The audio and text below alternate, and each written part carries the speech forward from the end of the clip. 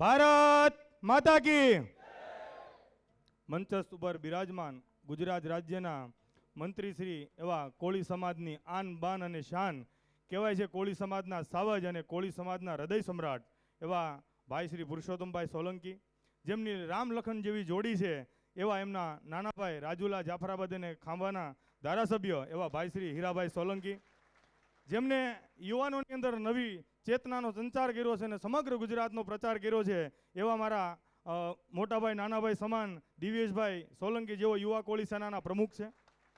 અને છેક ગીર સોમનાથ ઉના પંથકના કોળી સમાજને જાગૃત કરવાનું કામ કર્યું છે, તો એ ભાઈ શ્રી પુરુષોત્તમભાઈના દીકરી દીપાબેન બાંભણિયા અને પ્રખર વક્તા કહી શકાય, સમાજની જે કાંઈ પણ નાની મોટી સમસ્યા છે, જેના હૃદયની અંદર, જેમની વાણીની અંદર એવી તેજાબી તાકાત છે, એવા સંજયભાઈ રાવળ. અને જેમને કહેવાય ને કે નાની ઉંમરમાં પ્રચંડ વૈરાગ્યનો એક સંચાર થયો છે, ભગવાન એમના ઉપર મહેરબાન છે, એવા હનુમાનજીના પ્રખર ભગત એવા આર્યન ભગત, તેમજ કાંઠા વિસ્તારના અજીતભાઈ કોળી પટેલ, હિતેશભાઈ અને લાલભાઈ હજીરા, તેમજ મંચસ્થ ઉપર બિરાજમાન નામ ન લઈ શક્યો હોય ચિરાગભાઈ ઝાલા, નામ ન લઈ શક્યો એવા વડીલો અને નીચે બિરાજમાન ભાઈઓ બહેનોને જયસુખ બારૈયાના જય કોળી સમાજ.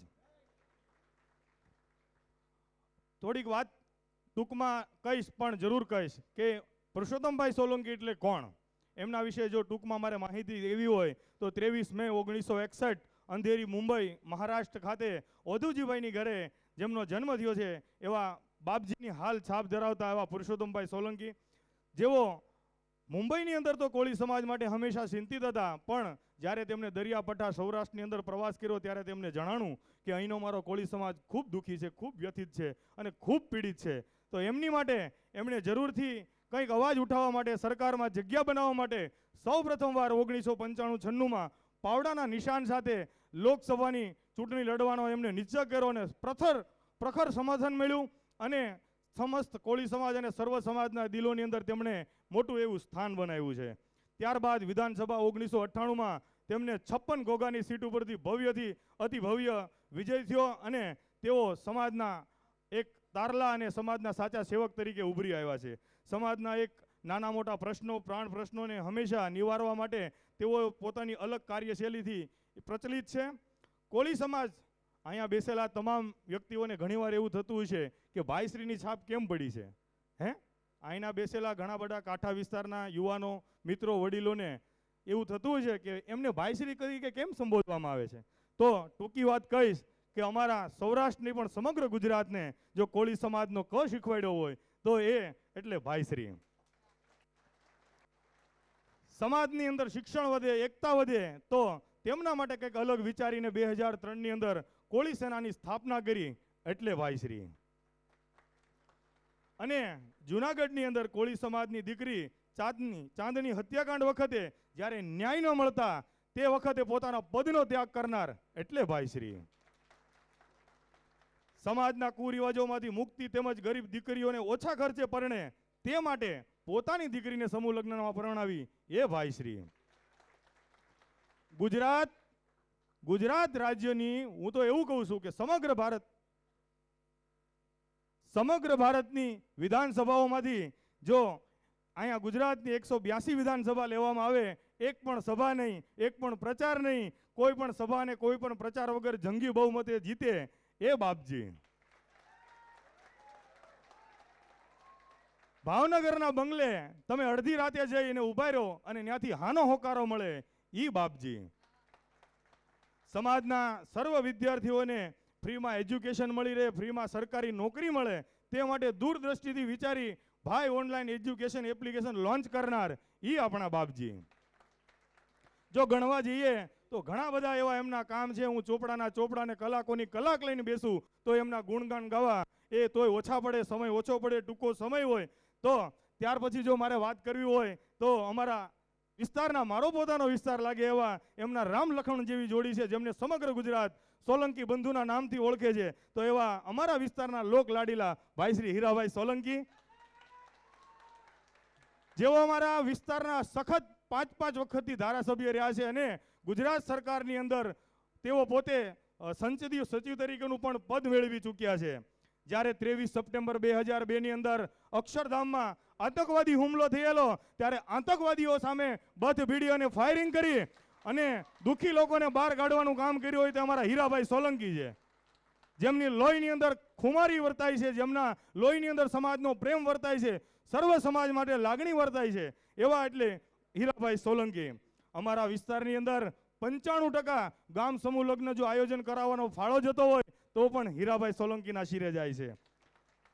મેં અમને ઘણીવાર જોયા છે કે કોઈ ડૂબતા વ્યક્તિ હોય તો ક્યારે ફાયર બ્રિગેડની અથવા તો કોઈ તરવૈયાની રાહ નથી જોતા, પોતે કૂદી પડી અને અઢળક લોકોના જીવ બચાવ્યા, એ અમારા ભાઈ શ્રી હીરાભાઈ સોલંકી. ટૂંકમાં જણાવીએ તો આ બંને ભાઈઓનો ઇતિહાસ ઘણો લાંબો છે. પોતાનું જીવન આખા કોળી સમાજના ઉત્થાન માટે, નવી દિશા અને દશા પ્રદાન કરવા માટે એમણે ખર્ચી નાખ્યું છે. એટલે આપણે એને ભાઈશ્રીને બાપજીથી સંબોધીએ છીએ. એકવાર જોરદાર તાળી થઈ જાય બંને ભાઈ માટે. જય જય કોળી સમાજ.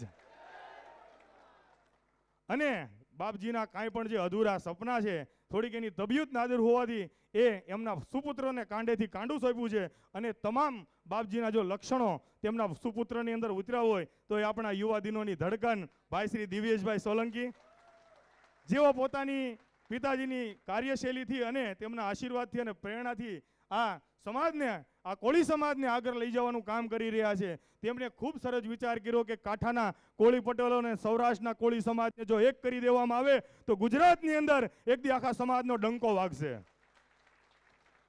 દિવ્યેશભાઈ માટે જો 2 લાઈન કેવી હોય તો કે બકર બચા 100 ઈ 100 બિચારા, પણ સિંહ બચ્યું એક ઈ 1 હજારા.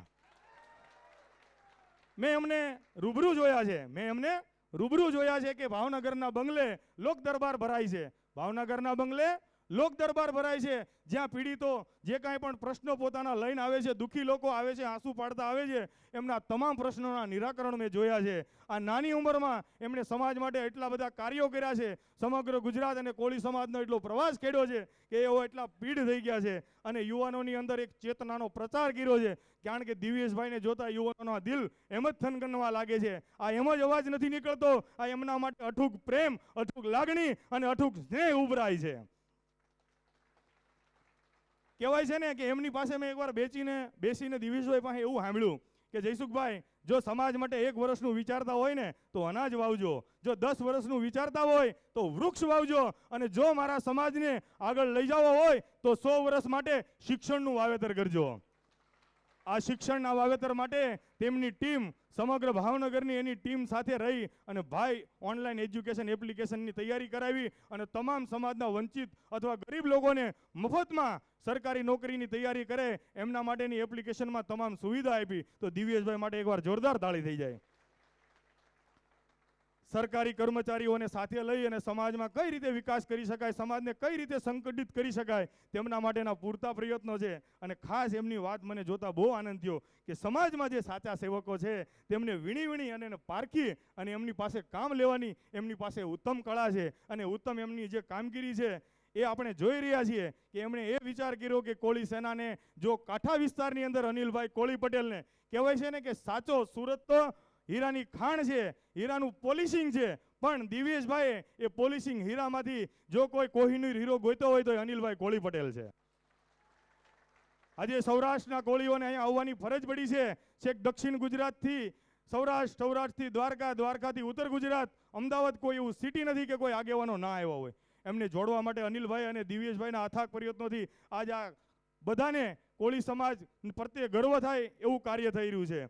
તેઓ એક નવ યુવાન થનગનાટ તરવીઓ અને સમાજ માટે કંઈક કરી છૂટવાની ભાવના સાથે વધ્યા છે. અને હવે થોડા ટાઈમ પહેલા દિવ્યેશભાઈના જન્મદિવસ નિમિત્તે ઘણા બધા નેતાઓના સુપુત્ર જોયા છે 5 સ્ટાર હોટલોમાં, કોઈ પાર્ટીમાં, કોઈ પાર્ટી પ્લોટની અંદર જન્મદિવસનું આયોજન કરતા હોય, પણ દિવ્યેશભાઈએ તમામ સરકારી કર્મચારીને, સમાજના આગેવાનોને સાથે રાખી અને દિવ્ય સેતુ આયોજન કરીને 1500થી વધારેની સંખ્યામાં પોતાનો જન્મદિવસ ઉજવ્યો છે. તો એમના પિતાશ્રીના આશીર્વાદ અને પ્રેરણાથી તેઓ ખૂબ આગળ વધે અને સમાજનું નેતૃત્વ કરે એવી અમે આશા રાખીએ છીએ. અને દિવ્યેશભાઈ માટે મારે 2 લાઈન કેવી તો મજાદરના દુલાભાયા કાગ લખે છે કે ભેરું લાખવા ભાઈડા જે કાયમ લાગે કામ, કે ભેરું રાખવા ભાઈડા જે કાયમ લાગે કામ, બાકી બધા છોડી દેવા રખડાવ દોસ્ત રામડા.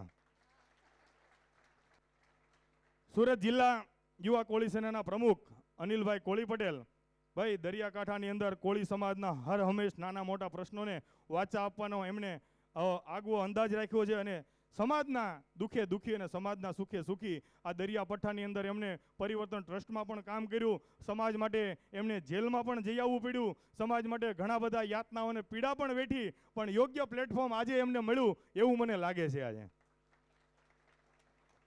તો અને મેં એમને ઘણી વાર જોયા છે કે સમાજની અંદર જ્યારે પણ કોઈ એમને ફોન કરે ને કે અનિલભાઈ અમારે ફલાણું કામ છે, આ પ્રોગ્રામ છે, તો એને 11,000 21,000 નીચે ક્યારે લખાવ્યા નથી. તો સમાજની અંદર કોઈને પણ ભગવાને આપ્યું છે તો એ હંમેશા દાતારીને ખુમારી દર્શાવે તો જ સમાજને કામ લાગે. અને કહેવાય છે ને કે સંસારમાં સૌને ગમે લાખ વાતે લેવું, પણ આ દુનિયામાં દેવું એ તો વહમું લાખા વિછ્યા. એટલે કોળી સેનાની સ્થાપના અને કાર્ય જે છે 2003ની અંદર સ્થાપના કરવામાં આવી અને સમગ્ર કોળી સમાજને એક તાતણે બંધાય, સમાજને પડતા નાના મોટા પ્રશ્નોને અને શિક્ષણ, સમૂહ લગ્ન, પીડિત વર્ગો માટે અવાજ બને, સમાજમાં જાગૃતતા ફેલાય, સમાજમાં એકબીજાની ભાઈચારા બને અને જ્ઞાતિઓના વાડા ભૂલાય, તે માટે કોળી સેનાની સ્થાપના કરવામાં આવી છે. બાપજીનું સપનું આજે સાકાર થવા જઈ રહ્યું છે, એના તમે ને હું સાક્ષી છીએ. તો આવો સાથે મળી અને કોળી સેનાને મજબૂત કરીએ, બાપજીના સપનાને મજબૂત કરીએ, દિવેશભાઈને મજબૂત કરીએ અને ભાઈ શ્રી હીરાભાઈને મજબૂત કરીએ. જય જય કોળી સમાજ. બહુ લાંબુ વક્તવ્ય લીધું છે, મારાથી 2 શબ્દો સાચા ખોટા કહેવાઈ ગયા હોય તો તમારો નાનો મોટો ભાઈ સમજી અને માફ કરજો. અસ્તુ. જય હિન્દ, જય ભારત, જય જય કોળી સમાજ.